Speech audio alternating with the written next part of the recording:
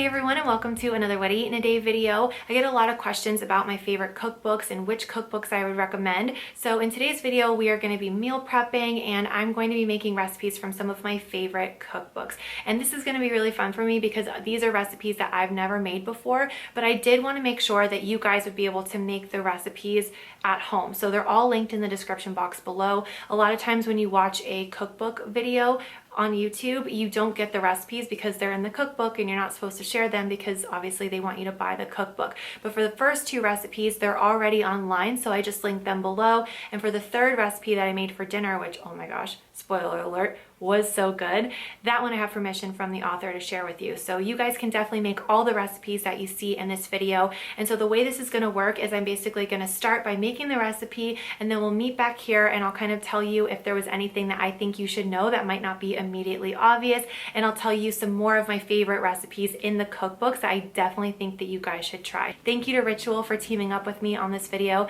They make the vegan multivitamin that I take every single day after breakfast and have for years now. And speaking of breakfast, on this day I went ahead and I made some vegan protein pancakes. I saw a recipe called Fluffy Vegan Protein Pancakes by one of my favorite recipe developers, Liv B, and this is the only recipe that I don't have the physical cookbook here to show you, but like I said, I did find it online, and the other two are going to be the actual cookbook, so you'll see that in a little bit. But for right now, let's go ahead and get started with our fluffy vegan protein pancakes. My day started with a big glass of water and a big cup of coffee. On this day, I just did regular almond milk. Let's make pancakes. I use that same almond milk to create vegan buttermilk by mixing 2.5 cups of unsweetened almond milk with 2 tablespoons of white rice vinegar. Just stir that together and set it aside to curdle. And in the meantime, I went ahead and I mixed my dry ingredients. And for this, I used oat flour, which I will talk about later, and some vegan vanilla protein powder. This is going to add a nice vanilla flavor to the pancakes, as well as a pinch of salt, which kind of gives them a buttery taste, as well as quite a bit of baking powder and a little cinnamon. Then I went ahead and I whisked the dry ingredients together. It's a good idea to mix the dry ingredients before you add your liquid whenever you're making pancakes or waffles. Then I added the buttermilk as well as 2 tablespoons of melted coconut oil, and this was ready to go. Liv said the secret to these pancakes is low and slow, and I feel like that's usually the case with vegan pancakes. You want to give them enough time to set up. So I went really low heat and I tried to be patient, but the first batch always kind of ends up being a little funky. So that is what I snack on while I make the pancakes. And I have to say the flavor was on point. I added some vegan chocolate chips to these and went ahead and served them up before making the rest of the batter. In Liv's recipe, she said to top it with a little vegan butter, extra chocolate chips, and some maple syrup, so I decided to do the same, and let me tell you, this was so delicious. I haven't had chocolate chip pancakes with butter and syrup in such a long time, and oh, so good. I doubled the recipe so I would have leftovers, but instead of standing at the stove and cooking each one up individually, I just decided to throw the batter into a muffin tin. I actually have a recipe for pancake muffins that I will put in the description box below, but I kind of followed that same strategy. 15 minutes in the oven, do them all at once instead of having to flip them individually. In the meantime, I went ahead and got dressed, got myself ready, and in less than 15 minutes, these were all ready at the same time, and it was super convenient. The texture was a little bit different than when I made them on the stove. I think these are definitely better on the stove, but it was really nice to have them all done and ready to go. And I had 2 more breakfasts waiting for me in the fridge after making it. So 2 things you should know about this recipe. The first is that Liv's recipe called for flour, and I decided to use oat flour, which I feel like I broke my own rule. My rule whenever trying a new recipe is to read the recipe all the way through and make it exactly the way that it's written the first time. And then afterwards you can make adjustments and all of that. But I think at least the first time it's a good idea to try to make it exactly the way that it's written, because recipe developers spend a lot of time testing recipes and measurements and ingredients to make sure that it turns out perfectly. So you're you're guaranteed to have a good result if you follow the recipe verbatim. So I broke my own rule and I didn't do that, and I used oat flour, and they still tasted really good, like I said in the voiceover, but the texture was not very pancake-like. I think they would have been more pancake-like if I had used flour like she called for, but I think when you use oat flour, it's just a little bit more difficult to get like a fluffy pancake. You get more of like a soft pancake. I still like them. I make oat pancakes all the time and I think they're delicious, but just keep that in mind if you're going to be making these at home. And the other thing I will say is that if you want a pancake muffin recipe, I would use the one in the description box below. I formulated that one to work in the oven. These didn't quite work the same way in the oven. They're definitely better on the stovetop. So if you want to make these pancakes, cook them on the stovetop, and if you want to make pancake muffins, then make the recipe in the description box below.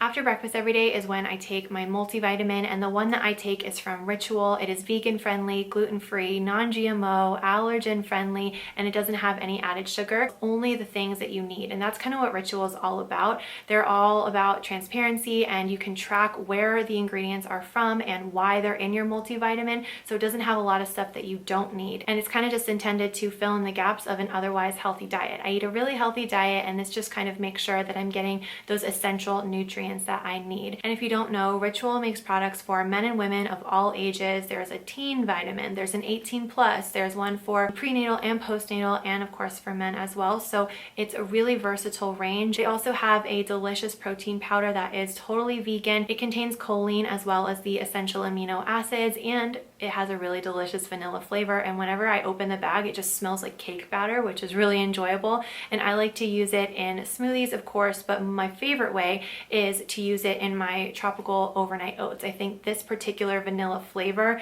with tropical fruits like the pineapple that I use in that recipe is just a match made in heaven. And if you want a quick filling breakfast, that is a great recipe. So I'll link that below. You can get Ritual delivered straight to your door. It comes in 100% recyclable packaging. And right now they're offering 10% off your first 3 months. So if you want to try Ritual, click the link in the description box below to give it a go. And with all of that said, let's go ahead and get started with lunch.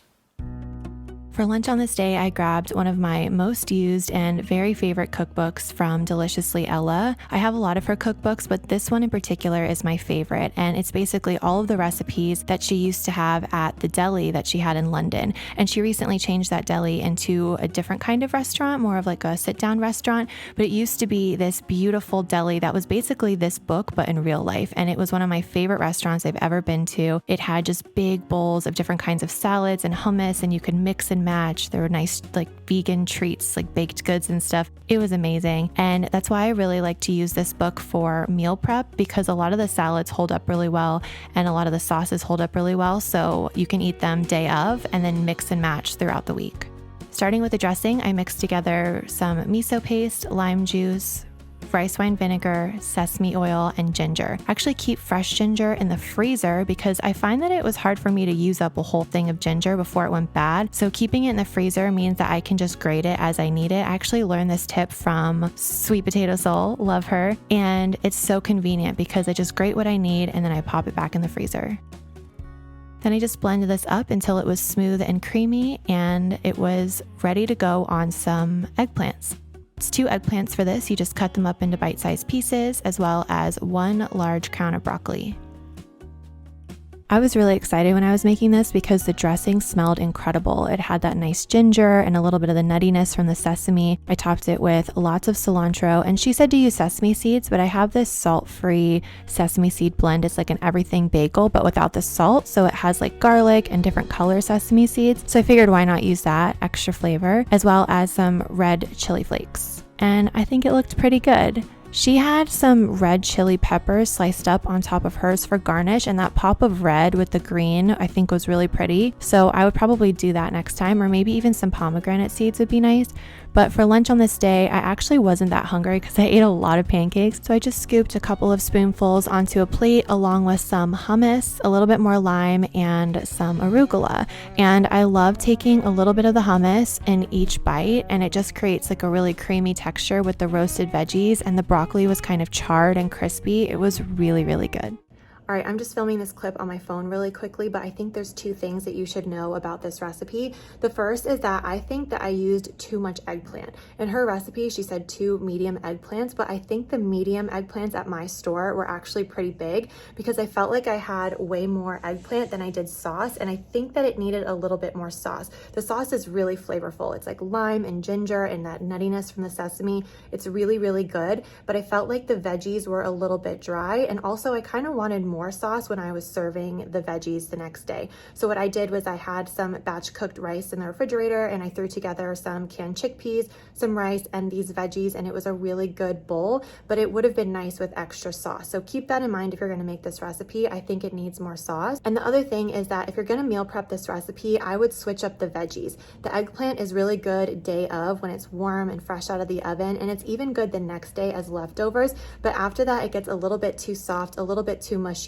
So if I was going to do this for meal prep throughout the week, I would definitely do a heartier vegetable mix. Like I would probably do potatoes, some Brussels sprouts, maybe some peppers, mix that all together. Not only is that going to make a nicer texture for your veggies, but it also will, diversify the flavor a little bit too. So that's always a good idea. So I'm definitely going to make this again, but if I'm going to meal prep it again, there's going to be more sauce and heartier vegetables. So just keep that in mind. Of all the recipes I've tried in this book, this is definitely one of my favorites, and I think it's a must-try recipe. If you love sweet potatoes, these are probably some of the most flavorful sweet potatoes I've ever had. They're first roasted with spices like cinnamon, ginger, cumin, and then they're tossed in like a sticky lime, sesame, peanut sauce. It's so, so good and very easy to make and very good for meal prep. So definitely try this one.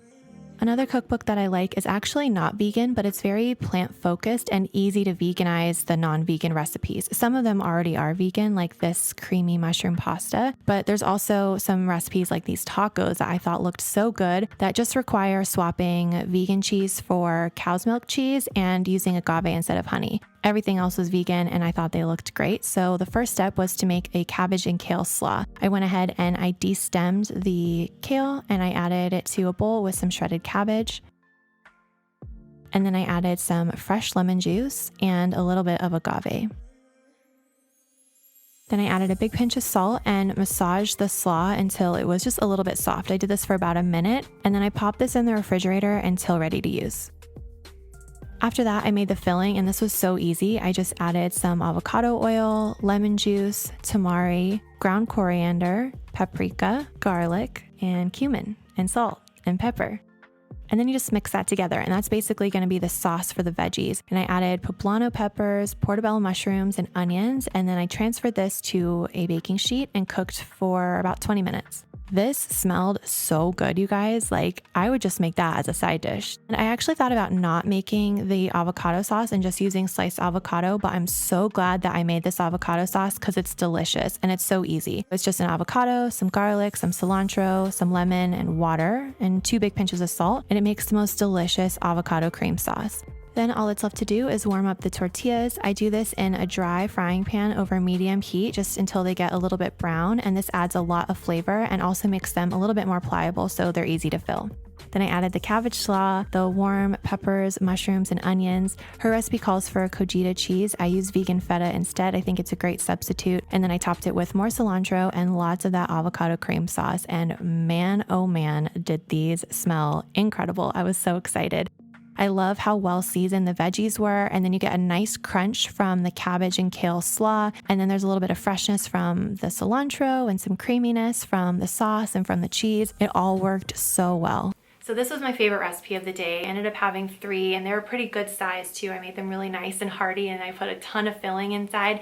And like I said, I really love the contrast between like the creamy cheese and sauce with the crunchy, cool slaw and then the warm roasted veggies that were just very nicely seasoned. It was an easy recipe to make, and if you want to make it ahead of time, you can just make all of the, like you can make the salad, you can make the sauce, and you can make the filling, and then have that in the fridge, and then when you're ready for a meal, you can just heat up the tortillas and assemble them really quickly. So really great meal prep option. Next time I make it, I'm probably going to be tripling the recipe because I thought it was delicious. So that will be in the description box below. And another recipe that I really like from this cookbook is her Greek salad. Hers is a chicken Greek Greek salad. So what I did is I used all the same spices that she used, but I used chickpeas instead of chicken. And then she used cow's milk feta and I used vegan feta, but I think everything else is vegan. And so it was really easy to create a chickpea version that was super, super flavorful. I had it with some fresh bread, I remember, and it was just like so summery and cool and crunchy with like the warm chickpeas. I loved it, so definitely recommend. And that is it for this video, but there are so many more cookbooks that I have in my collection that I love and would recommend, and so many recipes that I have yet to try. So if you enjoyed this video and you would like to see more cookbook recipes like this, then go ahead and give this video a thumbs up, comment below and let me know what some of your favorite cookbooks are, or if you have any questions about anything that you saw in this video. Don't forget to check out the link below if you want to try a ritual, and I will see all of you in a video very soon. Bye!